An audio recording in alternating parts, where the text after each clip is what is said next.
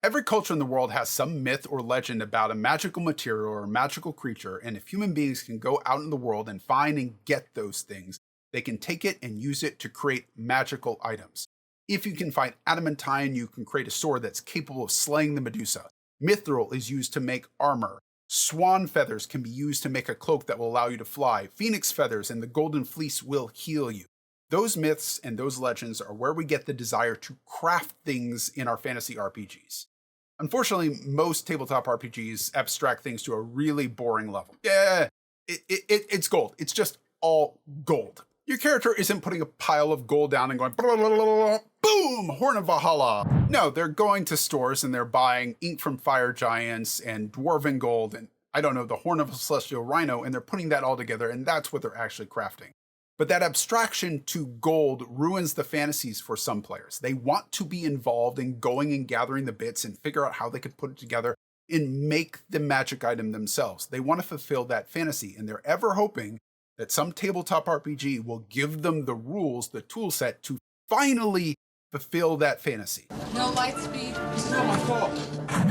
I'm James. I've been a Dungeon Master for about 20 years, and I talk about all the things that I plan and plot and put together for my tabletop role-playing groups. If you're into that kind of content, there's buttons down there for like and subscribe, and I appreciate both those or sharing the video because it helps me out a lot in growing the channel. I don't have my copy of the 2024 Player's Handbook yet. We're supposed to get new crafting rules in there. Fortunately, Bob Worldbuilder did a video about that and exploring those, and we got pretty much what I was afraid of. Not much. We get some rules about enhancing items for temporary bonuses, like an athletics or an acrobatics check, and we can seemingly make some mundane items that are going to fall apart after 24 hours, and we get a bonus to buy magic items from the store. I'm not sure why Wizards of the Coast and Hasbro are really afraid of putting an actual crafting system in the game. I think they think players are going to run amok and Dungeon Masters won't be able to control it, and then it'll be a terrible game. Whatever with that. I have my own rules that I've used from 3rd edition, 4th edition, 5th edition, Pathfinder 1, Pathfinder 2, and I pretty them up and I put them down the doobly-doo. You are free to grab them and use them. Got any feedback on them, please let me know. I will answer any questions in the comments that you may have because I want these things to be usable. There are 3 pages that you're going to need. One for gathering from monsters, one for gathering from the world, like trees and ores and things like that, and one for actually turning those things into magic items. I know there are systems from like Ghostfire Gaming and a writer, Ann Gregerson on the DM Guild, that allow you to turn, like, you kill a cockatrice, you can take the blood, and that is a temporary use potion, minor magic items.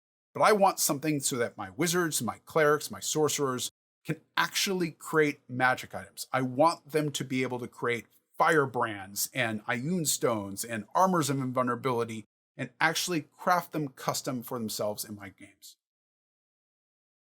I agree with most of what Bob said he wants from a crafting system. I want a crafting system to be easy to understand and easy to use, because I want to give it to a player and say, here are the rules for crafting, here's the rules for gathering, let me know what it is that you want to do.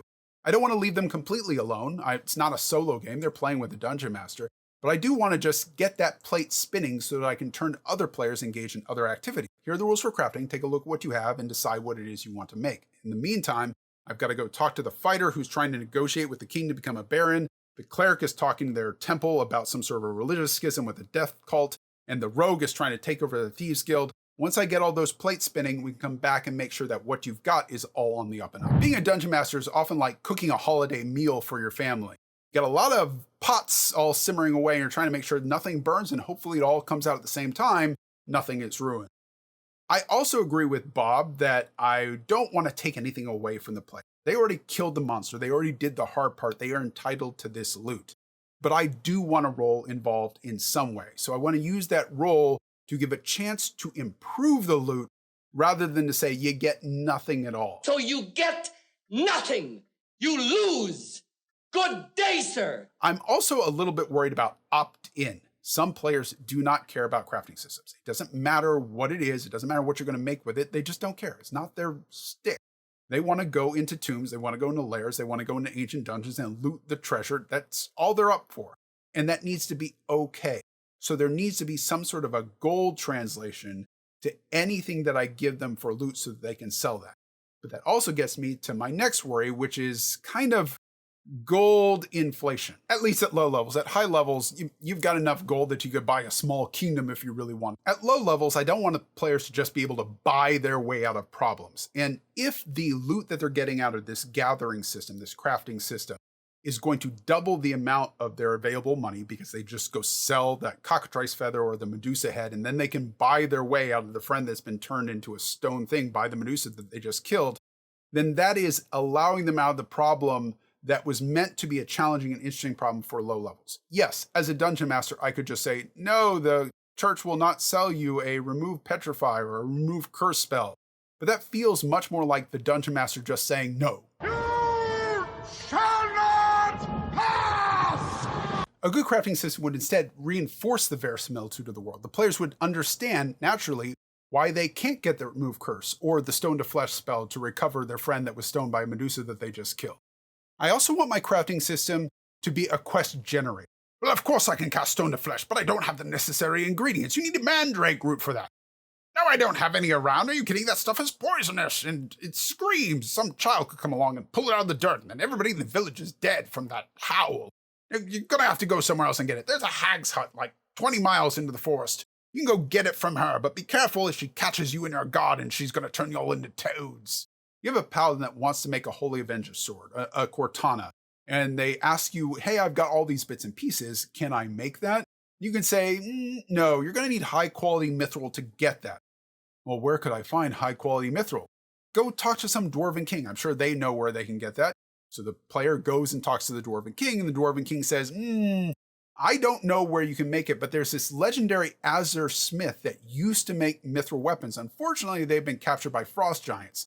So now the players are on some quest to go rescue this Azure Smith from frost giants. And once they do, the Azure Smith can then say, I know where you can get mithril of that high quality, but it's in Ancient Red Dragon's lair. They're still ending up killing an Ancient Red Dragon, but that was 3 adventures. It is a whole grand arc for why this player gets this sword. And that's going to make that sword way more valuable to that player at the end because effort increases value. There's also another one that may be specific to me as a dungeon master. I've said before that I like my villains to operate under the same rules that the players operate. They just have more resources and they're willing to do worse things to get whatever magic item they want. If they want to make the Book of Vile Darkness, then Tasha is perfectly fine wiping out an entire village and harvesting all the blood from the villagers to make that Book of Vile Darkness, where my players, ostensibly, are not willing to do that. They probably are. Having a crafting system that allows me to break down how my villains would create these magical artifacts allows my players to go in and retroactively backwards engineer what they're doing to figure out the villain's plots. Okay, so the villain has a crystal heart from a Balor, they have the hide of an angel, and they have the blood of this village, and what else would they need to make that? Is there some way that I could roll an arcane check and figure out what else they would need to make whatever it is they're making? Yeah, sure, go ahead and give me an arcane roll. 20? You know that they could be making X, Y, or Z. There's no way Zastam is making X or Y, it's gotta be Z. What else are they missing? Can I make another arcane roll to figure out what they're missing? Yeah, sure, go ahead and give it a roll. Because my villains follow the same magic system that the players follow, the players can feel clever when they have sussed out what the villain's plans are. They're basically getting intelligence on the villain, and then I can sit back and say, now that you know the villain's plans, what are you going to do about it? The players become self-directed, and that's vastly different from me saying, you will go to the Astral Sea, then you will go to the Death House, then you will go to the Nine Hells. That's railroading them into a specific adventure. Instead, the players come in with their solutions, and I can solve the players' solutions. Tell me I want to go here, and say, great, talk to me next week, I'll have that adventure prepped. Originally, I was going to make this part of the video a deep dive into my crafting system and pull it all apart and show everyone why it works the way that it did. But I'm conscious that a dungeon master might come across this product in a different way. Some player hands it to them. They don't have the video going along and explaining it, and they might have those questions. So instead, I added a 4th page and appendices that answer some of the questions my players have had over the years, explain why I did some of the things that I did. So they have those answers. If you have questions, drop them down in the comments. I'll try to answer them, and I can use that to update the document. Instead, I think it's useful to talk about the challenges over the last 15 years. So if you want to make your own system, you can do that. Maybe mine doesn't work for you. I start out the way I think most people do, which is you kill a beholder, you get a beholder eye. You kill a phoenix, you get a phoenix feather. Kill a red dragon, you get ancient red dragon scales. That makes logical sense. And if you want that kind of thing, then Anne Gregerson on the DM's Guild has got you covered. My challenge there is that the list gets really long. Every time new monsters are added to the game, you have to come up with new components to add to it. And once you have the players with 100 components, then you have to come up with a recipe for all the items. And you have to say that you need for Helm of Brilliance a gem from each of the different types of elementals. You need a beholder's eye to make this thing. You need a bunch of list of things. The players have to cross-reference their list of stuff against your list of recipes. And that not only takes a long time, it also becomes very disappointing if I've got 100, 200 items of stuff and I find out the one thing that I want to make, I can't do that. I want a certain amount of interchangeability with some of these items, and that means that we have to standardize the item. We don't want to standardize it all the way down to gold or a gold substitute like residuum was. Every item that you disenchant gives you a certain amount of residuum. And you can take that residuum and use it to make the crafting item that you really want, or you could just sell the residuum. If it's just residuum and that has a sale value, it's just gold. Instead of abstracting all the way down to one resource, residuum, I'd abstract down to the level of like jigsaw puzzle pieces. They're standard jigsaw puzzle pieces. There's the one that kind of looks like a little man. There's the one that has like the 2 indentations and the nubs on the end. There's the corner pieces. They're the ones that have just indents all the way around. And then there's one that has 2 indents and then 2 nubs. Standardizing that level means that we can swap out similar enough pieces to change the picture. You have a harpy feather, griffin feather, hippogriff feather, paraton feather. They're all roughly around the same CR. I should be able to interchange those items for something that needs a feather. There's also kind of this fantasy that certain types of creatures have a tie-in with certain types of magic. I called that sympathy. It's the idea that Fae in fiction have a tie-in with illusion and enchantment magic. If you got pixie dust, it should be beneficial to use that pixie dust in an enchantment or illusion-based magic item, although it should be usable, to the puzzle pieces earlier, if you want to make a transmutation item. That way, it's not this wasted resource that the player feels like is just taking up room on their character sheet. There's also the idea that like it should match type. So if you had pixie dust and ghost essence and wood from a treant, killing a lot of fake creatures in this thing, and you had a rock's feather, you shouldn't be able to make a magical sword. Where's the sword? It injures suspension of disbelief. All abstraction is imperfect, and every time that imperfection comes to the forefront, it pokes another hole in this sheet, hiding the illusion that this is all a made-up fantasy world. The smaller you can make those holes, the better, but you also need efficiency because we are playing a game at the table, and the players have to stop to figure out exactly how magic would actually work in the world. Then that's boring. I abstracted down the level of saying it has to be a solid object to form the base item, like a sword in this case.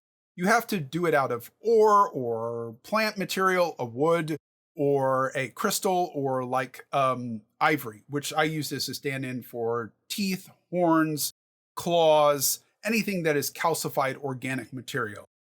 I can get away with that and say, oh, well, the magic of the sword is actually in the ivory handle, or the leather, the hide that is backing your armor. That's actually what has all the runes carved in it, and that's just holding the plates on, but that's where the magic is. That is just tiny pinpricks through the suspension of disbelief. It's still some holes. But if I made it more and more detailed and said, no, you can only use ore to make metal armor. You can only use wood to make wood staffs. You must do this.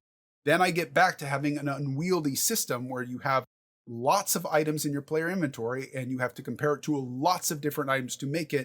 And we're back to disappointing the players when what they have doesn't match up with making anything that's useful to them. The last thing I think you really need to be careful of is making sure that you tie the magic resources that they get at low level to low level magic items, low level crafting. And the things that they get at high level resources are usable for high level crafting. You don't want to end up in a situation where they accidentally got enough components to make a +3 Holy Avenger at level 5, because that's really going to unbalance things for your game. where this paladin is now slaughtering his way through all the monsters, and everyone else is feeling kind of useless. And you can either nerf them, which, if at all possible, nerfing a player is something to be avoided, or you buff all the other players, and then you're going to have to do some fancy footwork as a dungeon master to make sure that their challenges keep up to pace with them. It's fun for a little while to ruffle stomp all over all of your monsters, but eventually that overpowerness wears off. Part of the value in the challenge and overcoming something is in the difficulty of the thing. You also don't want to end up in a situation where you're giving them trash at level 20 and all they can do is make potions out of it. That doesn't feel good either. So you need to make sure that this is being tied to the level of the difficulty of the challenges that they're facing in some capacity. I've done my best to remove any spelling, grammar, punctuation issues from the document, but as I've said before, I'm dyslexic, so my editing skills are pretty poor. Hopefully, thanks both to Word and some friends, thank you very much, Casilla, Morton, Zozo, it should be pretty good, but if you do see any issues, drop them down in the comments and I'll go ahead and correct those errors in the document. Since it is a PDF, I can always revise it. This has also only ever been exposed to my friends before, and while they have a lot of fun with the system, I don't know, maybe it won't work for your table. Let me know what you think needs to be added or needs to be removed. What did you do with it? In the meantime, Dungeon Masters, remember, you're a player too. Try to have some fun. Okay, Whitney, we're going to go put you in a cauldron. I need a potion.